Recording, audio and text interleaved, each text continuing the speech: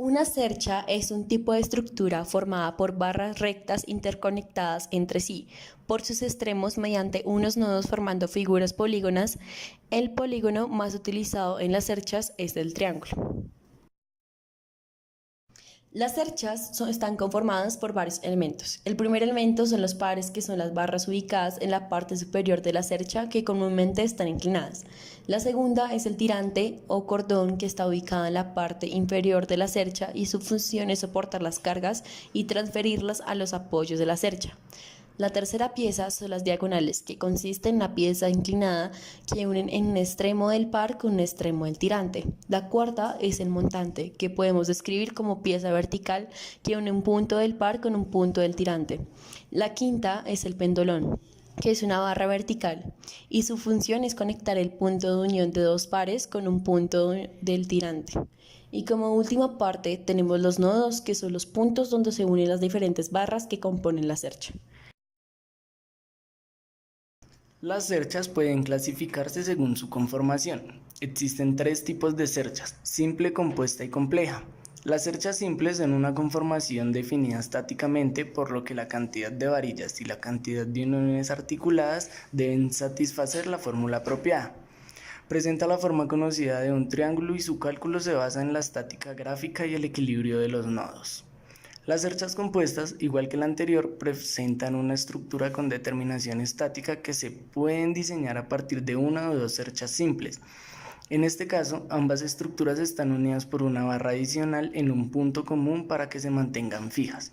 También pueden incluir tres barras adicionales o un armazón interno que cumpla con los criterios de equilibrio. Las cerchas complejas, dado que pertenecen a la categoría de hiperestáticas, su diferencia radica en que no excluye a los modelos anteriores e incluye al resto de geometrías.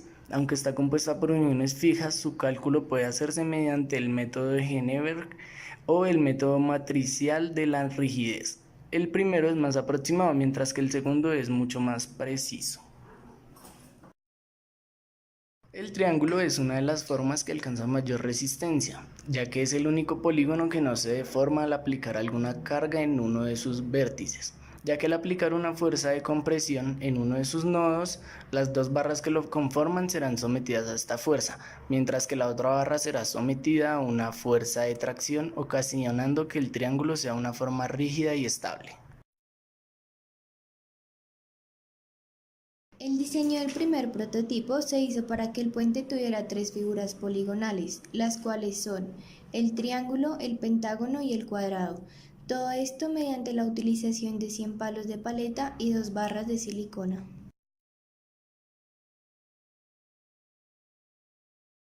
Por otro lado, se predijo que la carga a soportar por el puente serían 3 kilogramos y los ángulos del triángulo sufrirían una deflexión de aproximadamente 30 grados.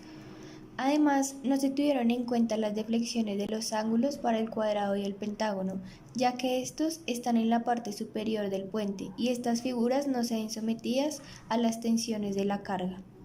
Por último, la fase constructiva fue la siguiente.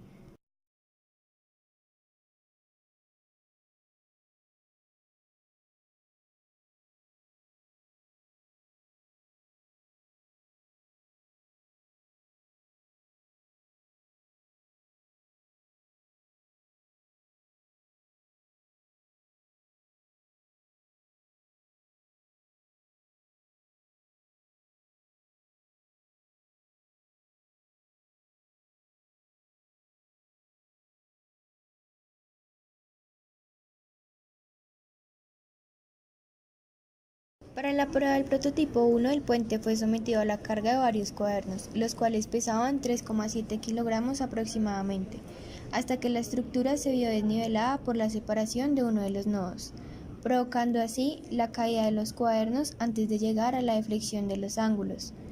Como consecuencia, solo uno de los ángulos sufrió deflexión, ya que el problema fue en el nodo. Siendo así, podemos concluir que para el siguiente prototipo, uno de los factores a mejorar será la manera en que se pegan los palos en sus extremos.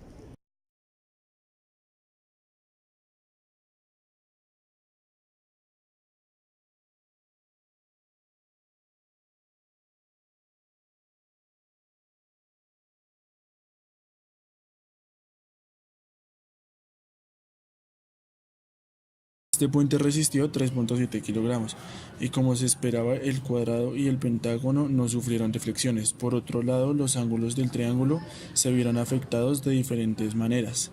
El ángulo 1 se mantuvo sin deflexiones, el ángulo 2 falló en el nodo y se rompió el vértice, por lo que no es posible medir el ángulo de flexión. Y por último, el ángulo 3 se deflexionó en 10 grados. El diseño del segundo prototipo se hizo para que se mantuviera el diseño del primer puente. No obstante, se reubicaron los palos que estaban en la base para ubicarlos en el pentágono. Esto permitió que la parte superior del puente encajara a la perfección con los nodos del front. Se usaron igualmente los 100 palitos y se tuvo mayor cautela a la hora de aplicar la silicona para prevenir rupturas en los nodos. Para el prototipo 2 se predijo que soportaría una carga de 4.5 kilogramos y que los ángulos sufrirían una deflexión de 5 grados, y su fase constructiva fue la siguiente.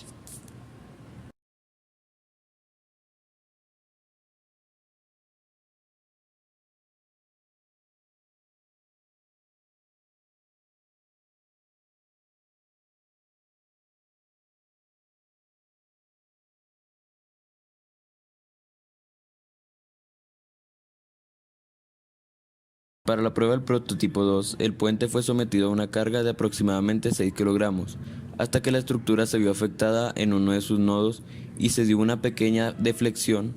Esta llevó a la ruptura de un nodo. La carga que soportó el puente fue de 6 kilogramos y los ángulos del triángulo sufrieron una muy pequeña deflexión, los cuales se puede evidenciar en la tabla, e inmediatamente un nodo falló. Lo que encontramos es que el triángulo es el polígono más resistente, ya que no sufre deformación a menos que sus nodos fallen, pero eso ya sería ocasionado por otro tipo de errores y no por la geometría de la figura. Los primeros diseños de cualquier estructura no siempre son los más adecuados o seguros, por lo que se vuelve necesario realizar rediseños y mediante pruebas llegar al resultado adecuado.